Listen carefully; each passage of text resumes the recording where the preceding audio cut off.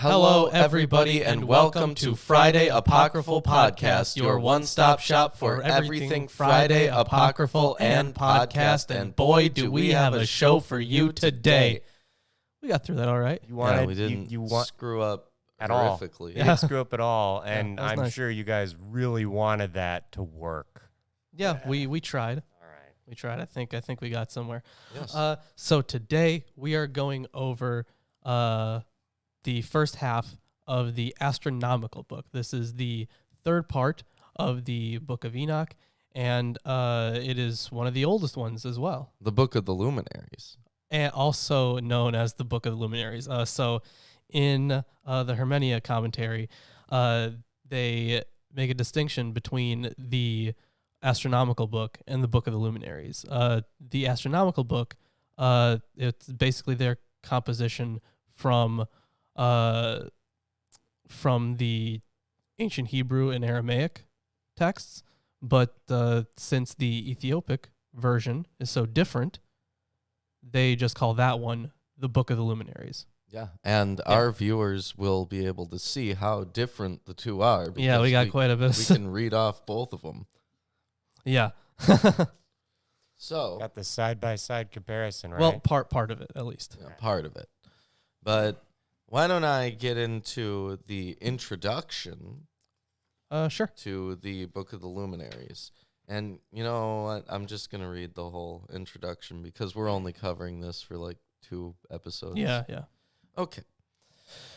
The Book of the Luminaries from the Hermenia introduction. By the way, the books we're using, First Enoch, the Hermenia translation by George W.E. Nicholsburg and James C. Vanderkam. Yes, and we have the Hermenia commentary by the same guys.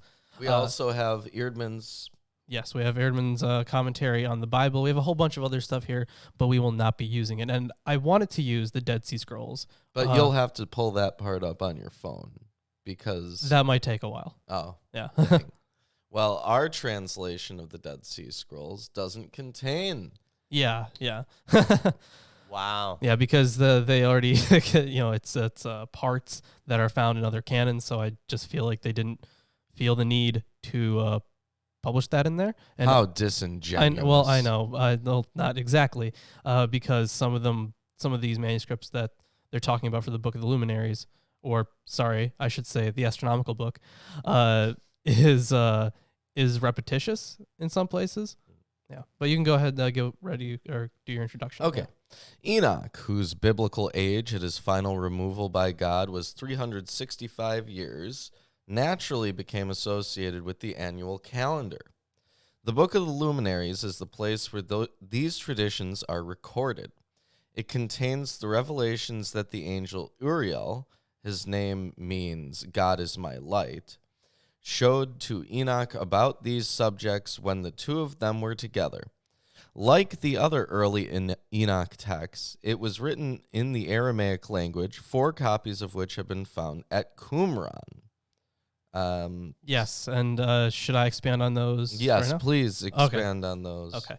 So, these 4 copies, and really it might be better to call it 3 with a possible 4th. So J.T. Millick was the guy who initially published the Aramaic texts at Qumran, the Aramaic Enochic texts at Qumran. So he has these listed as 4Q ENASTR, so that's short for Enochian astronomy, The EN there is for Enoch, and then Yeah. you got it. Okay. Okay. And then he separates that for the different manuscripts A through D. But those have, now we can call them 4Q 208 through 4Q 212. So the oldest one is, at least according to Millick, was 4Q 208, and he dated to the late 3rd century or early 2nd century. Now, the issue with that one is just a synchronistic calendar. So it's like part of the first part of the book of the Astronomical book.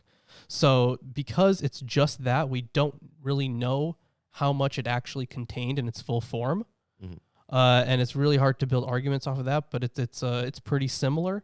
So that's why he listed that as a contender. But for reasons that we will get into in a little bit, there is a reason to think that could have existed by itself prior to a composition. And it's important to note that the composition for First Enoch as a whole is unknown. We have these certain parts that we can date to a relatively well, I think. This one is the weirdest to date, honestly. But the full composition, we don't know when that first arrived. We have like separate parts and in pieces found in different manuscripts. So it is a strange book to date. But so that was Milk's initial dating. But when they carbon dated it, they did 2 test runs, and the more confident one, with 95% confidence, it was dated between 186 to 92 BCE as when that manuscript was written. So really, it's just the mid-2nd century when that manuscript was written, but it would have to have existed beforehand. So just remember that there's a 4Q 208 through 4Q 212. Of course, the second one, 4Q 209, is Milk dated to the turn of the era. That seems pretty likely. And then both of the other ones, C and D, he dated them to the 1st century BCE. Wow, excellent. We now know generally what time it's from. Yeah. There are some interesting arguments. If you guys, it's ultimately unconvincing, but it was a pretty interesting argument about the dating of the Astronomical book, that it was from Roger Beckwith, and he tried to get it to a very exact date to 251 BCE. Exactly. That was his contention. Very, very confident. Yeah. Now, ultimately, it's his argument is unconvincing, so I'm not going to cover it here. But it's just a very interesting argument if you guys want to go read that. Okay. Yeah. Especially if it's so precise. Yeah, so those and were the manuscripts. lackluster. Yeah, those are the manuscripts I was talking about. Those last 3 ones are definitely from the Astronomical book, but the first one may or may not be. Excellent. Well, let me continue with this introduction. The evidence of the Aramaic manuscripts indicates that the original work was much longer than the form that has survived in the Ethiopic translation. In its Aramaic form, the book seems to have begun after an introduction setting the scene, with a long section in which the movements of the sun and moon were synchronized for perhaps a 1-year period, with the lunar data receiving the larger amount of attention.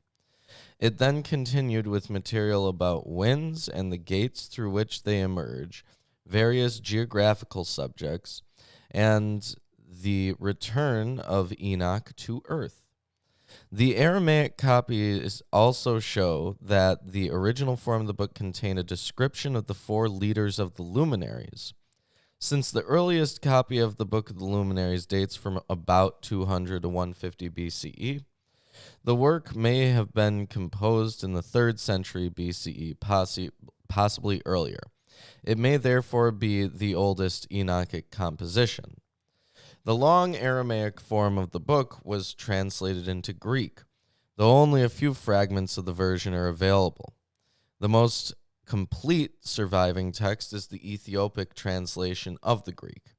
In it, the original length of the astronomical work is significantly abbreviated. It begins by saying that Uriel revealed these matters to Enoch, and then immediately gives the law of the great light, the sun.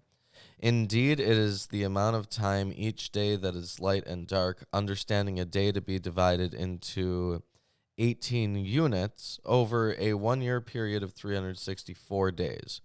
There are 12 months of 30 days each, with 1 extra day in the 3rd, 6th, 9th, and 12th months. The sun rises through 6 gates in the east and sets through 6 gates in the west. It moves from gate to gate, switching each month in its annual progression.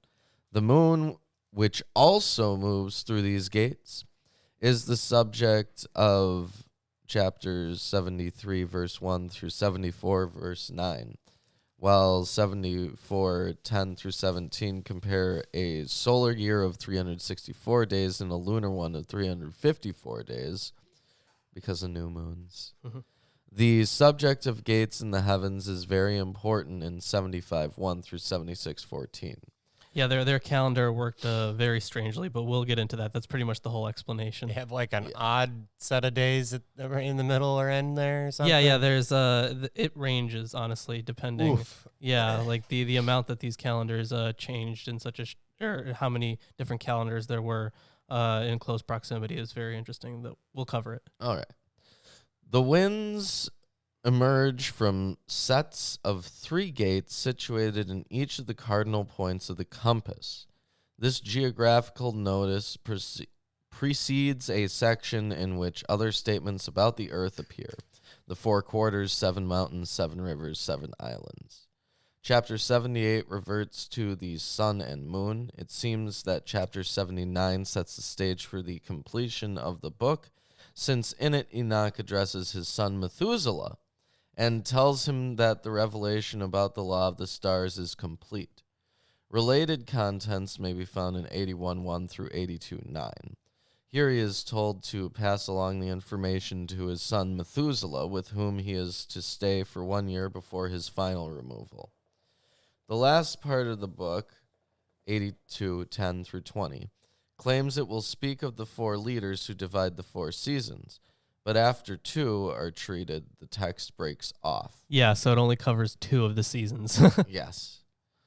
One section that stands out from the others and could be an addition is 80, verses 2 through 8, which speaks of the days of the sinners when the years will be shorter, crops and moon will not appear in the right times, stars will go astray, and sinners will deify them. Yeah, so the calendar is going out of sync. Yes. This section stands in tension with the rest of the book, which presupposes unchanging patterns for the luminaries and speaks of sinners only in connection with those who fail to reckon the 4 extra days in the solar year. This is the only part of the Book of the Luminaries that has an eschatological focus, while the remainder of the book is mainly descriptive of what the writer understands to be the workings of the luminaries and the arrangement of the world that God had created. It is possible that chapter 81 is also an editorial insertion that aligns the Book of the Luminaries with other parts of 1st Enoch. In these revelations to Enoch, there are 2 calendars, a solar year of 364 days and a lunar year of 354 days. This information also appears in calendrical texts from Qumran, but unlike those texts, the Book of the Luminaries never mentions the Jewish festivals or the Sabbath, and thus does not date them according to either of these calendars.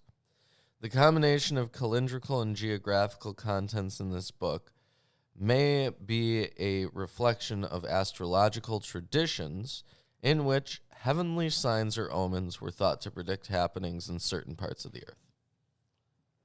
And that's the end of the introduction. All right. Thank you for that reading, Ruben. That was very kind of you. Yeah, no problem. Yeah. So there are a couple things we are going to talk about before jumping into it. Now, I have here pulled up for a little bit later. Actually, you know what? We're not even going to have to use this one this episode. Going to have to use this next episode. Anyways, let's talk about the Unity a little bit. Yeah, okay. So I'm just going to go ahead and flip to the right page because I thought we were using that one.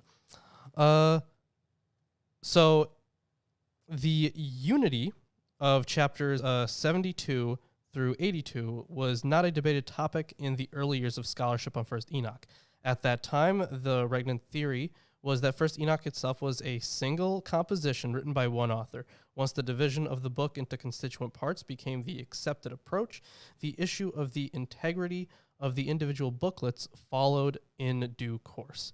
The passage scholars have found the passages scholars have found to be problematic are mostly bunched at the end of the composition, vis-a-vis large parts of chapters 80 through 82. The principal reasons why experts came to deny the unity of the existing text are these. 1. A contradiction between 72:1 and 82 through 8. First Enoch 72:1 speaks about laws of nature that are to remain valid until the new creation. 82 through 8 talks of changes in the laws of nature before that time. First Enoch 82 predicts that in the days of the sinners, i.e. before the new creation, the years will grow shorter so that crops do not grow at the right times, as you just read out. 84 through 5 says the, quote, moon will change its order so that it does not appear at the right time and will be brighter than normal. 86 anticipates that many heads of the stars will stray from the command so that they do not appear when they should. For the second reason here, First Enoch 81:5 through 82:3 presents a scene in which those 7 holy ones bring Enoch to the earth to transmit to Methuselah and others what he has learned in angelic company. Prior to this, the book says nothing about a group of 7 angels. Only Uriel has played a part, and there is no report of angels removing Enoch. And then number 3, according to some, the contents of chapters 76 through 77 do not belong in a book about astronomy.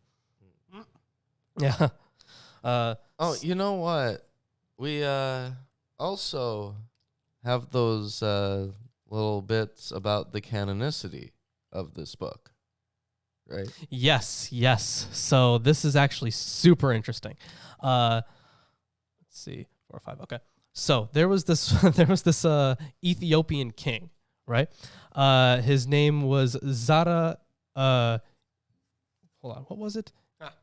It was Zara Yacob, and he ruled from 1439 through 1468, and he basically argued a whole bunch about why the book of Enoch should be canonical. And in this commentary, they reference it a whole bunch of times. The book that he wrote was called the Book of the Nativity. That's the English one. Yeah. And I've been trying to find a translation or a copy somewhere. Have not been able to do it so far. Real bummer, because it sounds real interesting. So he was basically arguing, like, how are you able to do anything or tell time without the Book of Enoch? All of that's impossible. And if you don't understand nature, how are you able to, understand, when the next day will be? Stuff like that. There's a bunch of celestial things that I can look at. And but they don't understand it without the Book of Enoch. You don't get it without it? No. You can't just... You don't. No, Sorry, you need the Book of Enoch. You need the Book of Enoch. You need it. Yeah. So there's some very interesting stuff there. Yeah. Yeah. Great stuff. Well, why don't I get into it? Book of the Luminaries, chapter 72. The book about the motion of the heavenly luminaries, all as they are in their kinds, their jurisdiction, their time, their name, their origins, and their months, which Uriel, the holy angel who was with me and who is their leader, showed me. The entire book about them as it is, he showed me, and how every year of this world will be forever, until a new creation lasting forever is made. The law of the sun. This is still chapter 72. This is the first law of the luminaries. The luminary, called the sun, has its emergence through the heavenly gates in the east, and its setting through the western gates of the sky. I saw 6 gates through which the sun emerges, and 6 gates through which the sun sets. The moon rises and sets in those gates, and the leaders of the stars with the ones they lead. 6. Chris, can you get the camera on me? Because hopefully you can see it. They have a little drawing there for you. There's a drawing? Yeah, Oh, there's with all the gates. yeah with all the gates. Oh. Let me see that. Yeah.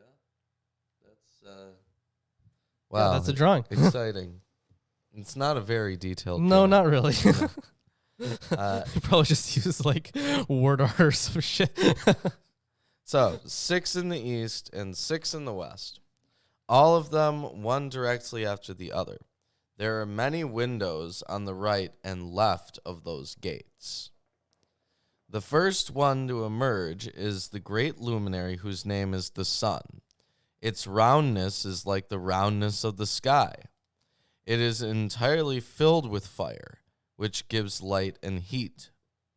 The wind blows the chariot where it rises, and the sun sets from the sky and goes back through the north in order to reach the east. So here's something neat. First Enoch, 72:2 is the first passage in which we meet the central topic of the heavenly gates.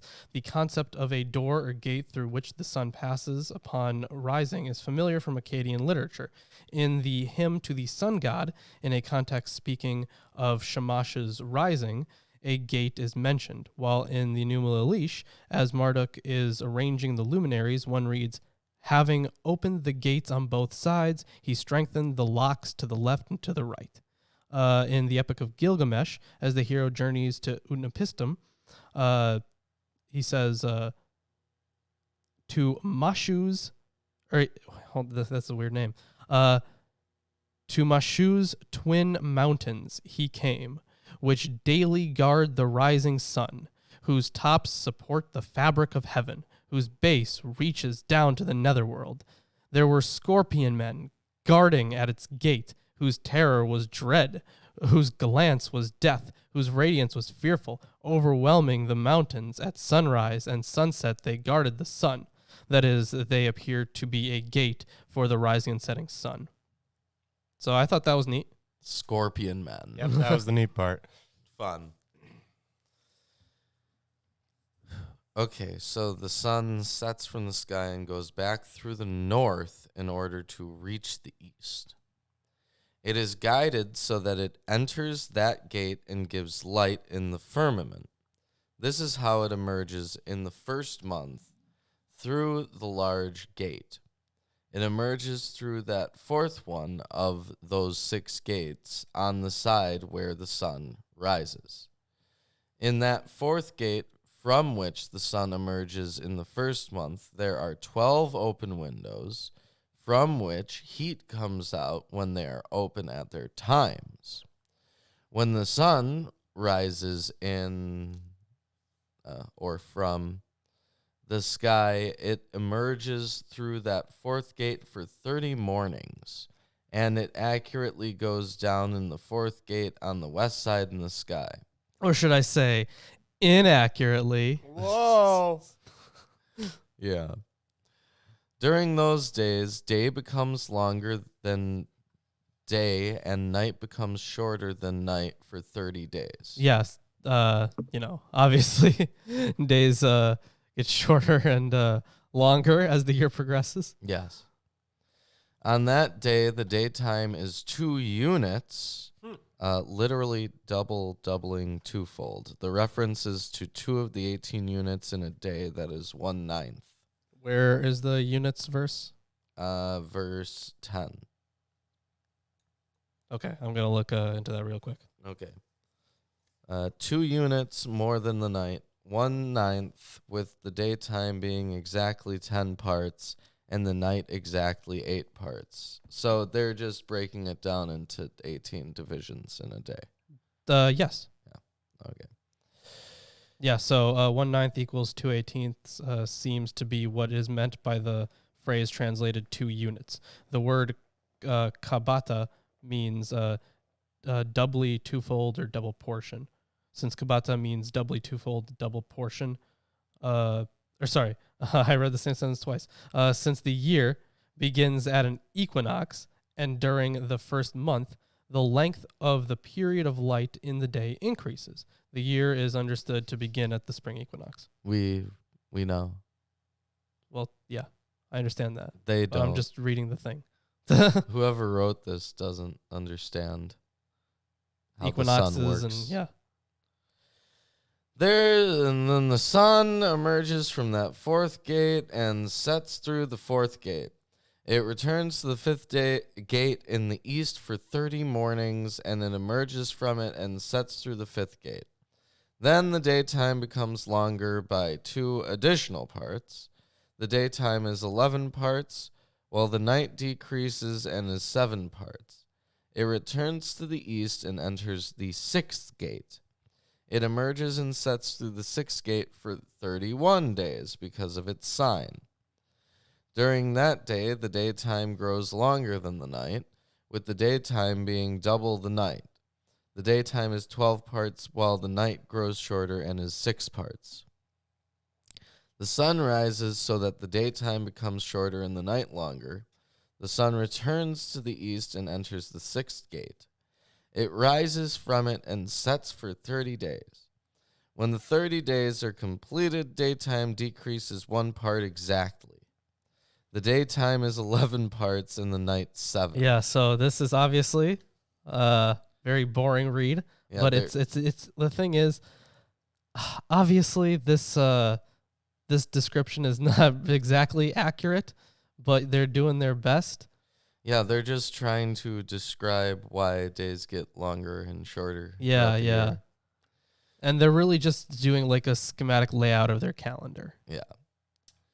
The sun emerges from the west from that sixth gate, goes to the east, and rises in the fifth gate for 30 mornings. It again sets in the west in the fifth western gate. On that day, the daytime is 2 parts fewer, with the daytime being 10 parts and the night 8 parts. The sun emerges from that fifth gate and sets through the fifth gate in the west. It rises through the fourth gate because of its sign. In the fourth gate in the east, 31 mornings, and sets in the west. And that day... Having fun yet? Yeah, there are some footnotes, but they just say that sometimes these are plural. and Okay. stuff. Whoa. Yeah. Crazy. On that day, the daytime is equal to the night. It is the same. The night is 9 parts and the daytime 9 parts as well. The sun emerges from that gate and sets in the west. It returns to the east and emerges through the third gate for 30 mornings and sets in the west through the third gate. On that day, the night is longer than the daytime. Night becomes longer than night. Day becomes shorter than day for 30 days. The night is 10 parts exactly and the daytime 8 parts. The sun emerges from that third gate and sets through the third gate in the west. It returns to the east and emerges through the second gate in the east for 30 mornings. In the same way, it sets through the second gate on the west side of the sky. On that day, the night is 11 parts and the daytime 7 parts. The sun emerges on that day from the second gate and it sets in the west through the second gate. Yeah, so for those of you that are unsure, this part of the book is the part that is generally seen as something that could have existed way earlier. Yes. It returns to the east in the first gate for 31 mornings and sets through the first gate in the west. On that day, the night is longer and is double the daytime. The night is 12 parts exactly and the daytime 6 parts. The sun has completed the chief points of its route. It again goes about on those chief points of its route and enters each gate for 30 mornings, and it sets in the west opposite it. On that day, the night decreases in length by a 9th part, that is 1 part, and is a night of 11 parts and a daytime of 7 parts. The sun returned and entered the second gate in the east. It returns upon those chief points of its route. For 30 days it rises and sets. On that day, the night decreases in length relative to daytime, with the night being 10 parts from the daytime, 8 parts. On that day, the sun emerges from that gate and sets in the west. It returns to the east and rises through the third gate for 31 mornings and sets on the west side of the sky. On that day, the night decreases and it's 9 parts with the daytime of 9 parts. Daytime is equal to the night, and the year is exactly 364 days. The length of the daytime and the night and the shortness of the daytime and the night vary during the course of the sun. For this reason, its course grows longer day by day, and night by night it grows shorter. Yeah, so here we have, a fairly full calendar described to us. If you were going to describe how a calendar looks, you would say this exact thing. Yeah, you would say these are the months, this is the amount of days in the month, except instead of saying the month, they're saying No, the sun rises and then sets. the sun goes through the east gate, Yeah. and then goes through the west gate, and then goes through the east gate, and then the west gate, and Yeah. they switch gates over and over again. And there are a lot of different calendars that this is in contrast with. Yes. So some of the calendars, including the Assyrian and Babylonian, had 30-day increments, and then sometimes they would add in an extra day at the end of each third month, or sometimes they would add 5 extra days at the end of the year, or they would what are the other ones? Sometimes they would add a month every 3 years or something, or every 5 years. So it got really convoluted. So this is just another calendrical method that we have. And also, for the ones that added 5 days at the end of the year, interestingly, the Mayans did the same thing. Oh? Yeah. Oh, well. But they had days of it was 20-day months. Oh, instead that's of the one 30-day months. Yeah. Okay. But they still added 5 days at the end of the year. That's interesting. Why don't I finish up this Sure. this chapter? This is the law and course of the sun. Its return when it returns 60 times and emerges. It is the great luminary, which is called the sun forever. This one that emerges is the great luminary and is named after its appearance as the Lord commanded. In this way it emerges and so it enters. It neither decreases nor rests, but runs day and night. Its light is 7 times brighter than that of the moon, but the size of the two is equal. Write that down. We got to ask Landon. Well, I mean, they're about the actual illumination of the sun and the moon, and whether the sun is indeed 7 times brighter than the moon and equal in size. Well, equal in the size moon. in the sky. Sure. In the sky. That's why we have Yeah. That's why eclipses, we have eclipses, but Nah, it doesn't make any sense. that's not what they say. Well, in the yeah, book. obviously they're physically speaking, they're very much wrong. Yeah. I don't know. Flat earthers would like this though. They do. They love all these gates and No, because shit. they don't have gates in any of them. They They're need them. models that I've seen. They gotta have those, or it doesn't work. Well. Is the Astronomical book any different from the Book of the Luminaries in this chapter? I have no idea. Oh, great. Well, after I read chapter 73, I'm going to hand it off to you. Sure. But we should talk a little bit about the influence of this section. Influence. Yes. Yes. So, while the Aramaic material from Qumran Cave 4 elicited a fair amount of interest and demonstrated a rather early date for it, more was being learned about the primitive form of Babylonian astronomy to which Neugebauer, one of the scholars, referred. A work preserving pride of place in this regard is Mul Apin, means a plow star apparently, and I'm probably butchering it. Fairly extensive remains of the text survive in more than 40 sources, among which there is little textual variation. The contents are spread over 2 tablets, to which an appendix or 2 may have been added. Most copies come from the Neo-Assyrian or Neo-Babylonian periods, with one bearing a date equivalent to 687 BCE, and the latest coming from Hellenistic times. A king Seleucus is mentioned in the tablet. The compilers of the work, drawing on older texts such as the Enuma, Anu, and Lil, probably edited Mulapin between 1000 and 687 BCE, and it divides days very similarly.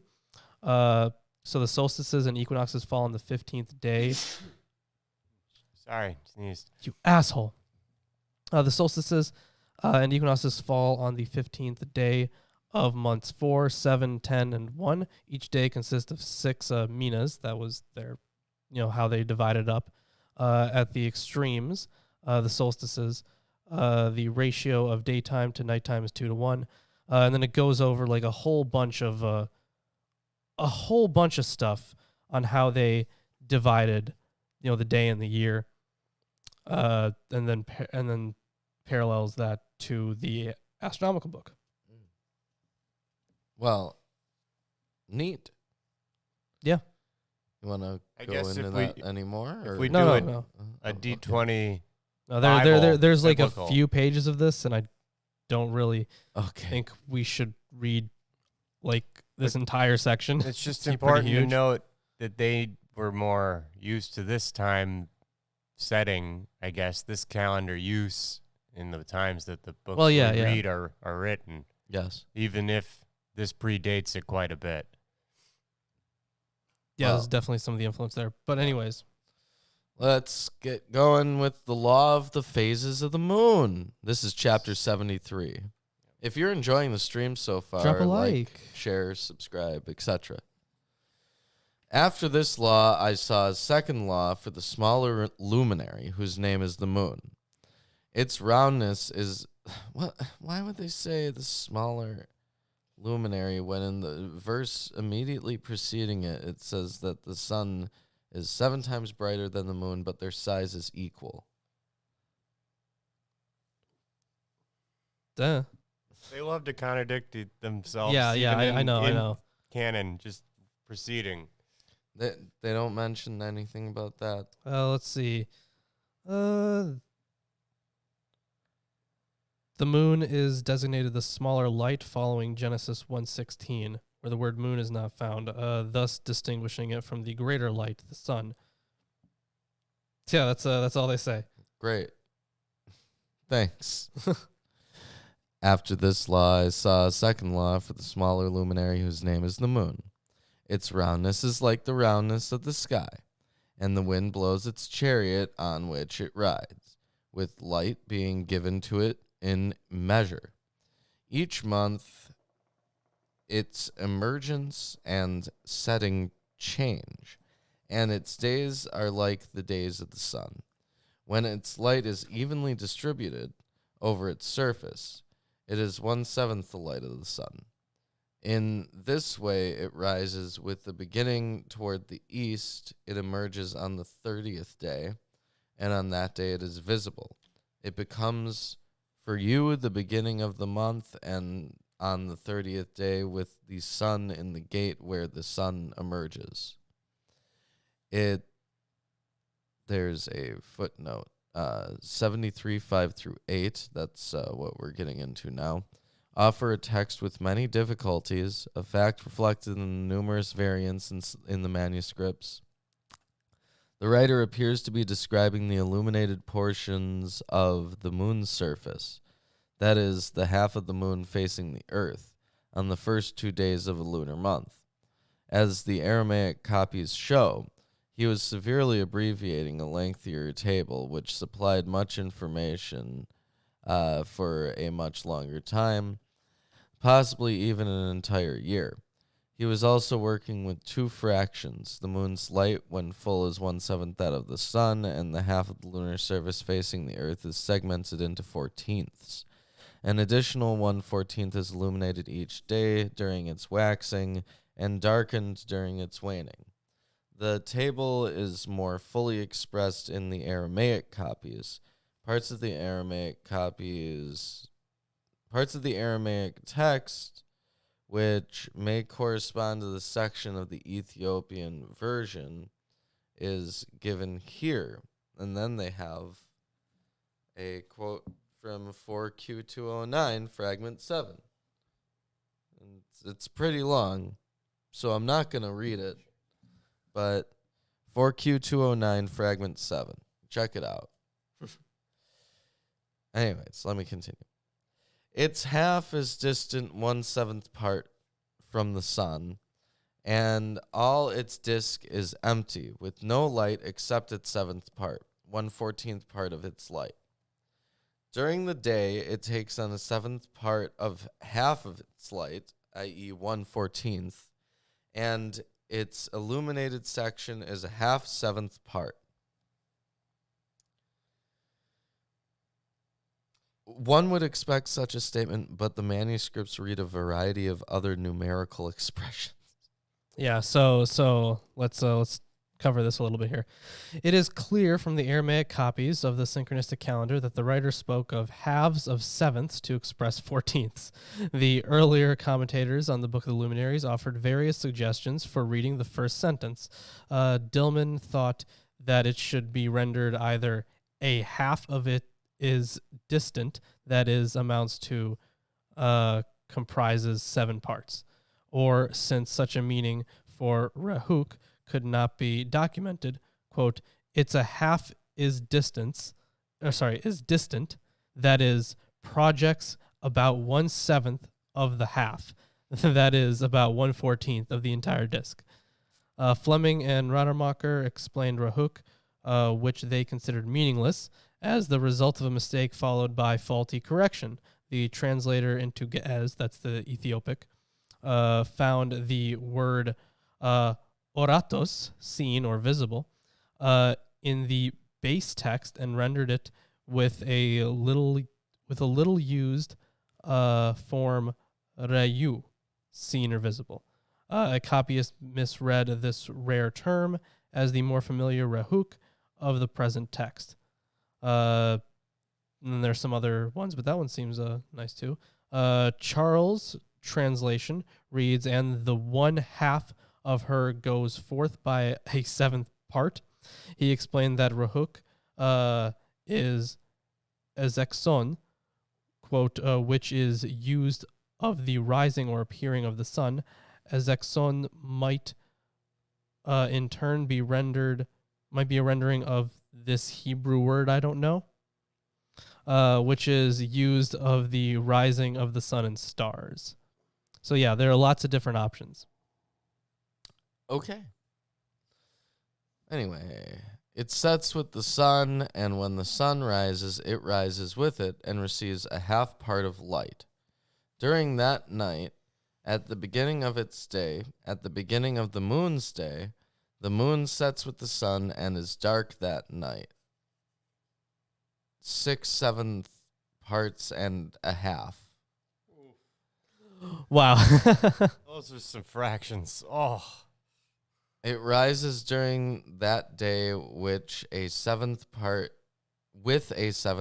exactly. It emerges and recedes from the rising of the sun and is bright in the rest of its day, 6/7 parts. The literal wording for the latter fraction is 6/7 parts and a half. In this verse, manuscript G reads the form nefka for half part, as do almost all the other manuscripts. That's such a weird one. The half part. Okay, hold on. First Enoch 73:7 brings the treatment of day 1 into the lunar month to completion. It adds information to the previous verses by noting that the sun and moon, since they are still so close to conjunction, and thus the invisibility of the moon, rise and set at nearly the same time. The half part of light the moon receives is the 1/14 that has been mentioned several times. If the sun has illuminated only 1/14 of the lunar surface, then on that first day, 13/14 of it remain dark. Wow. Well,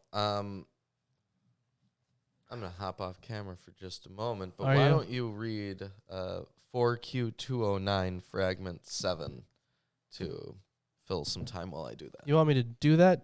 Why not? Sure. Did you finish 73? Yes, I finished 73. Okay. Well, I mean, I can just hop into 74. Okay. So I'm going to hop into 74. Another course and law I saw for it. By that law, it carries out its monthly course.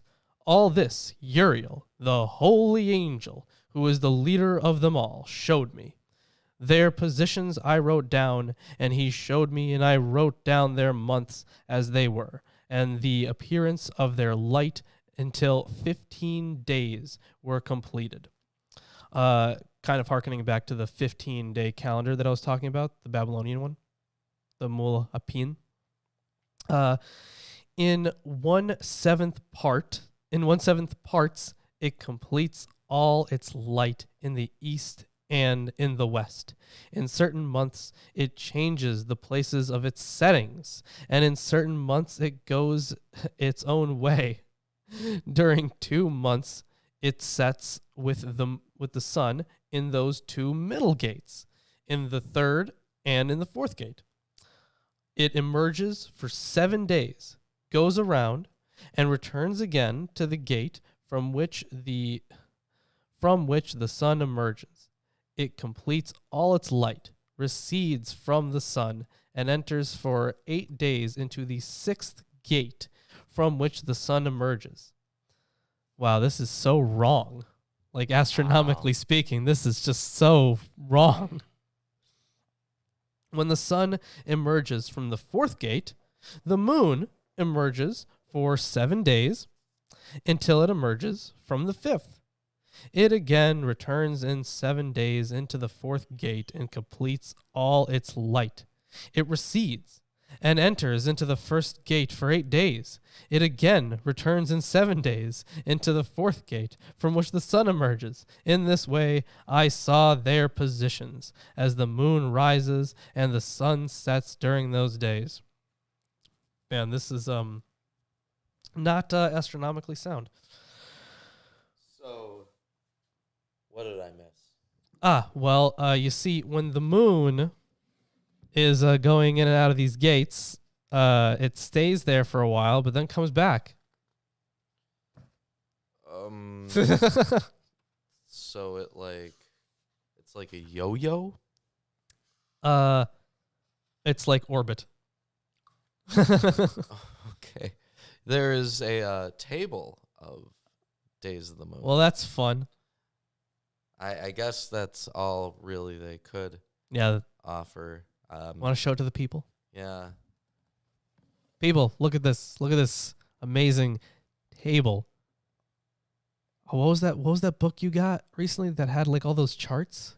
Oh yeah, the Dispensational Truth one.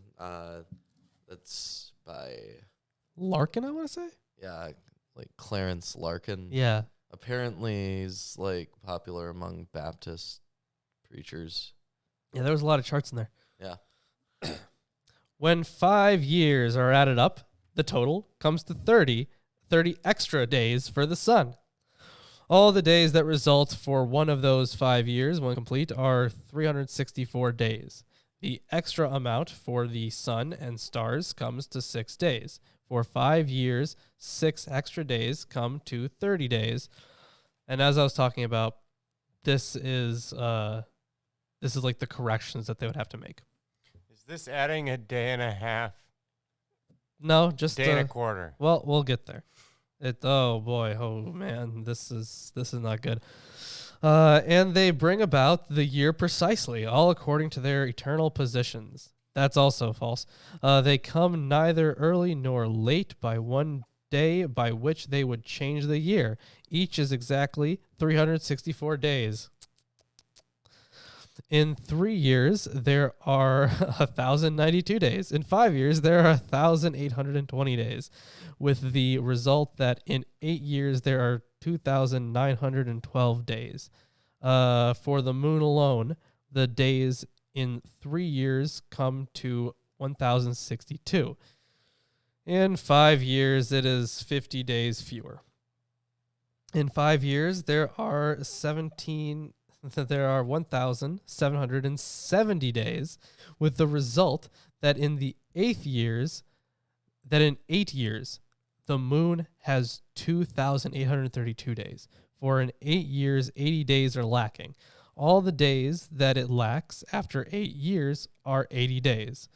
Then So, Oh my God. before you get too far into it, yeah, exactly. So it's just telling you here is the problems with your lunar dating, I guess, the way you're doing it now. Because he honestly, whoever this author is, they use both the sun and the moon, right?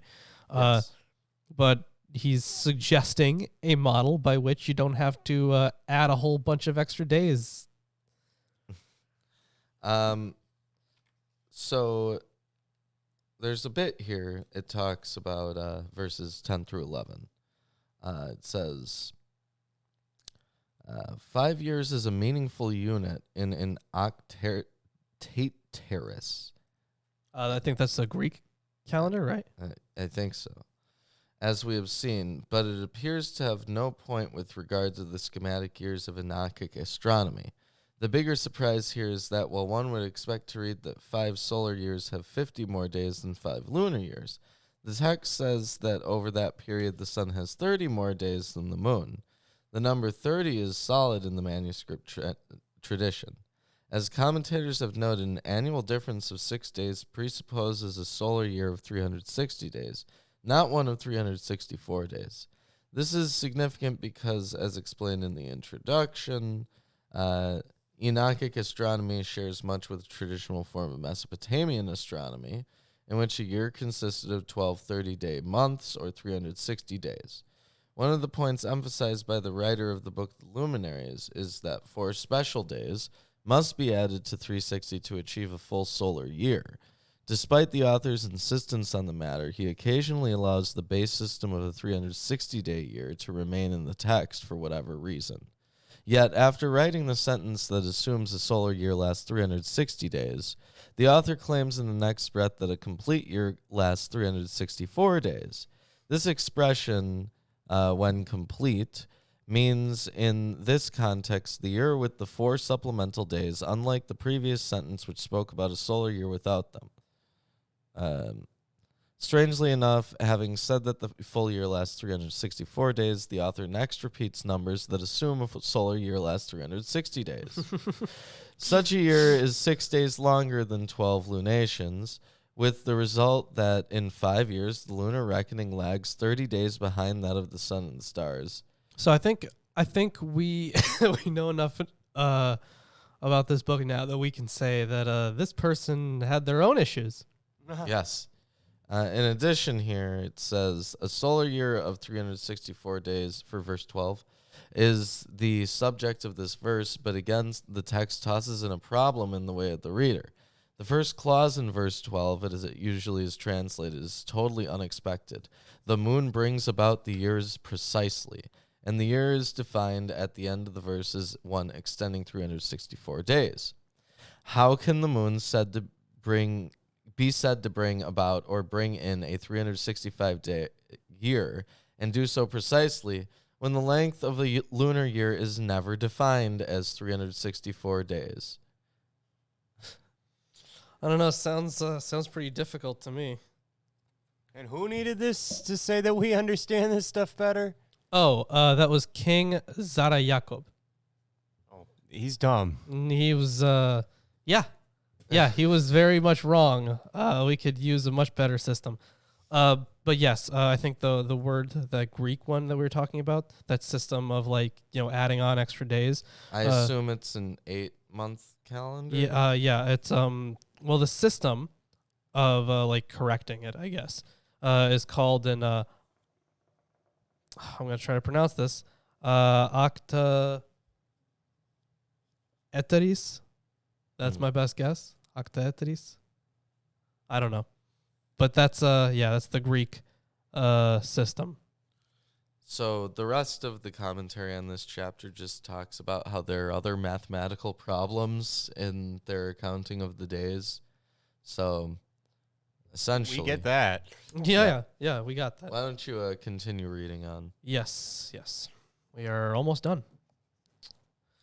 I don't even know if I finished that. There's so many different numbers here. Do you guys remember the last number? Oh, yeah. I think I know where I am. Then the year is correctly completed in accord with their eternal positions and the positions of the sun.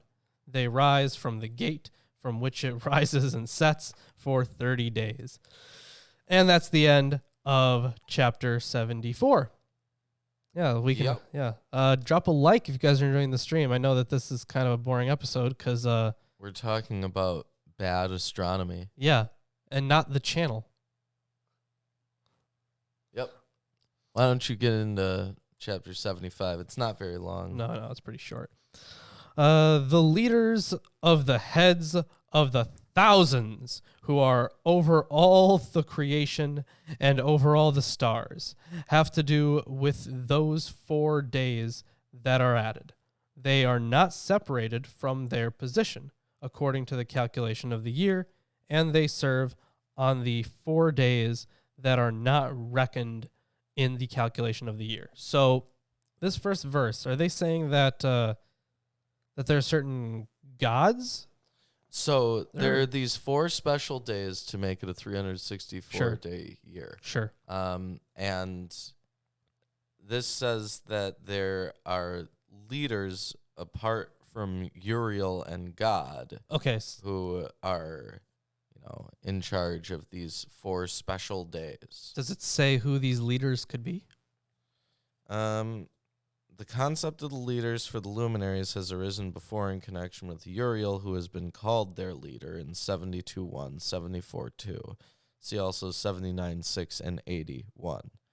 While 72:3 refers to the leaders of the stars with the ones they had, the most detailed account of the leaders is found in 82 verses 4 through 20, which describes an entire hierarchy of them. Neither passage ever calls them angels. In 75:1, the entities in question are dubbed the leaders of the heads of the thousands who are over all the creation and over all the stars. You know what's interesting to me? So remember in the Book of the Watchers, one of the crafts that the people learned from the Watchers was astrology. Mm-hmm. So that might just have been astronomy or a calendrical process that was not this one. It could have been the 360-day year. Yeah, could have been. Yep. Also, we do not read more about the heads of the thousands in this chapter, but in 82:11, the 360 heads of thousands are the ones who separate the days. Oh, okay. So, that makes a lot of sense because there were Gnostic groups that believed in 360, however many days there are in a year for the Gnostics. Gods. There were groups of Gnostics like that. Mm-hmm. So that would make perfect sense if this is where that originated. Yes. Yeah. Anyways, people err regarding them because those lights truly serve in the position of the world. One in the first gate, one in the third heavenly gate, one in the fourth gate, and one in the sixth gate. And the accuracy of the world is completed in the 364 positions of the world. For Uriel the angel, whom the Lord of eternal glory set over all the heavenly luminaries, in the sky and in the world, showed me the sign, the seasons, the year, and the days, so that they may rule the firmament, appear above the earth, and be leaders of days and nights, the sun, the moon, the stars, and all the serving entities that go around in all the heavenly chariots. So that was verse 3 there. Do you happen to have anything on that verse? Because I'm guessing there's First Enoch 75:3 is another of the passages that betray the writer's dependence on the scriptural paragraph regarding creation of the luminaries, Genesis 1:14 through 19. In verse 3, he places the list of items that Uriel disclosed to Enoch at the beginning of the sentence: the signs, the seasons, the year, and the days. I'm guessing the heavenly chariots are an influence from the Hellenism? Because apparently that's how they're ruling these things. I thought it was the winds. There's quite a bit here. Hold on. Yeah, all of the signs, seasons, year, and days are references to Genesis. Differences are that the first term is represented as a singular in Ethiopic, and the last two are reversed. Thus, according to Enoch, Uriel is the one who disclosed to him information about the items mentioned and the purposes served by the luminaries in Genesis 1:14. About chariots. I mean, I can continue reading while you find that. Yeah. Okay. In the same way, Uriel showed me 12 gates open in the disc of the sun's chariot in the sky, from which the rays of the sun come out, and from which its heat comes out upon the earth when they are opened at the times stipulated for them. So the sun opens up, and that's how it gives off heat. Yeah, it's a big furnace with a bunch of doors on it. There are 12 gates, gates on the sun. Uh-huh. Yes. And that's where the rays of the sun come out and the heat. Wow, that is incredible. I didn't know that. You had to stare at the sun long enough to see those. Yeah. The same is the case when the 12 gates are opened in the sky on the boundaries of the earth, from which the sun, the moon, the stars, and all the works of the sky emerge, on the east and on the west. There are many windows opened on the left and right. Each window at its time emits heat like those gates, from which the stars emerge as he ordered them, and in which they set according to their number. I saw chariots in the sky, traveling in the world above. I saw chariots in the sky traveling in the world above those gates in which the stars that do not set revolve.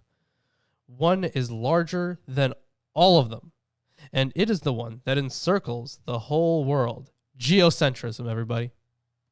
Yes. That is the end of chapter 75. Actually, I don't know. Were you able to find anything on the chariots there?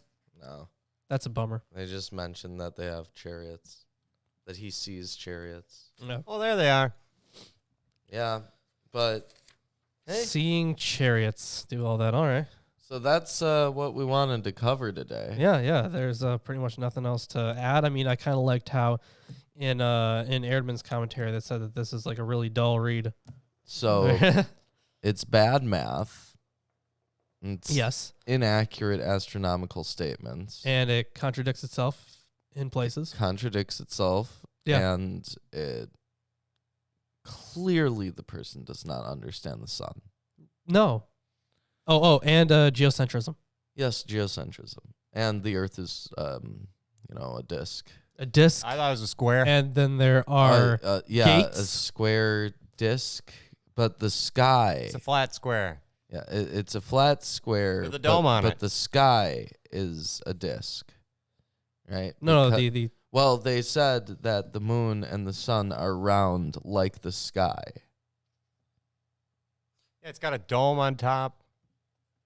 The square flat plane has a dome on top. I know. And there are edges that aren't covered by the dome.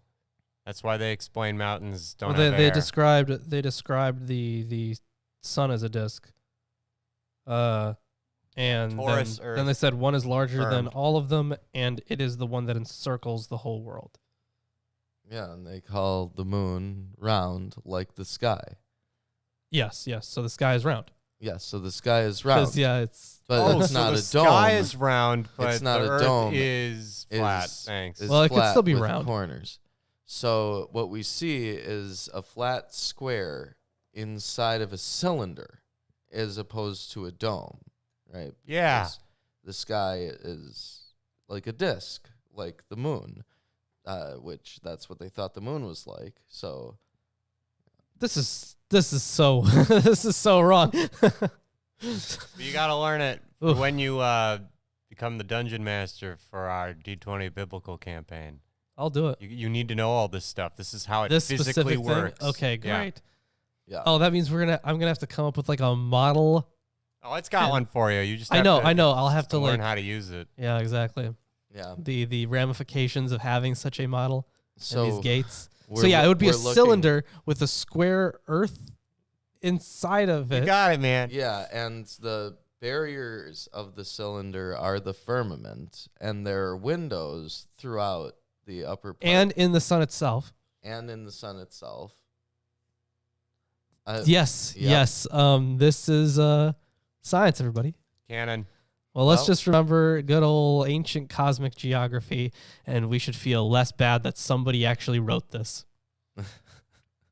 Because that was horrible. That was some horrible astronomy. That's not even that. That's hardly even astronomy. Well, Technically, it is. if it but, like, weren't for this book, you wouldn't know anything. You wouldn't know what days that's are. true. Oh, you want to read some of those? yeah, why not? Here, I'll find the. Yeah, the you page. find them. Yeah, because the importance that is given to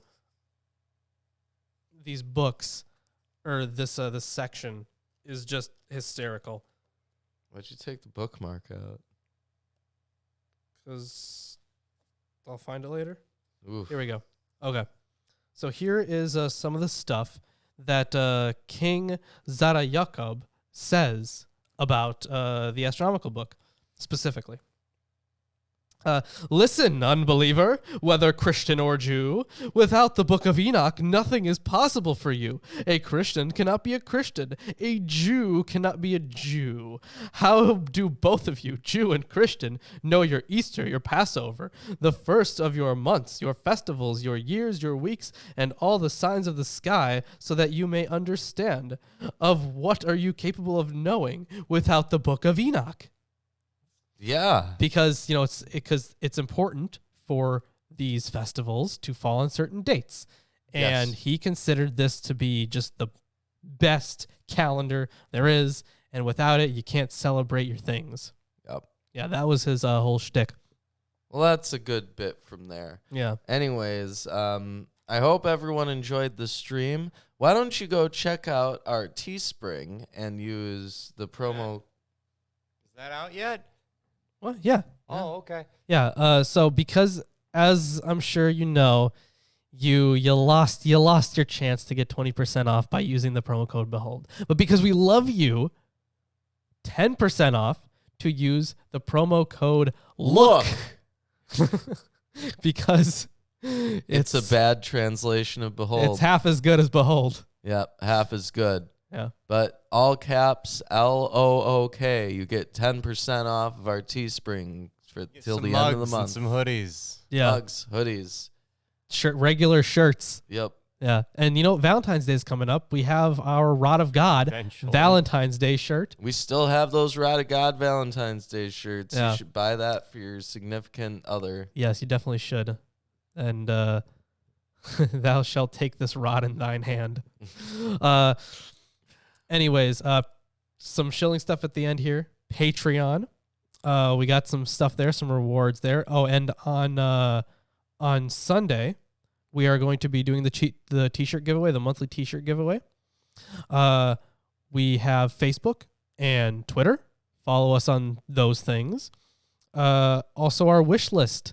A lot of stuff on our wish list. You want us to make a video about something, buy us a book on it, and we will include it as a source eventually. Yep.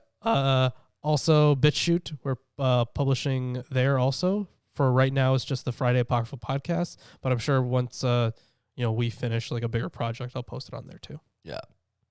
Yeah. Other than that, I think that's all of the stuff. Yep, that's everything. Yeah. So Everyone, thank you for joining us. Sorry to the people that just made it, because I saw that there was a bigger spike at the Little end. bit. Yeah. But we are going to have some fun next week with this. Hopefully it's better than this one. So thanks for joining us. Drop a like if you enjoyed the stream, and we will see you on Sunday.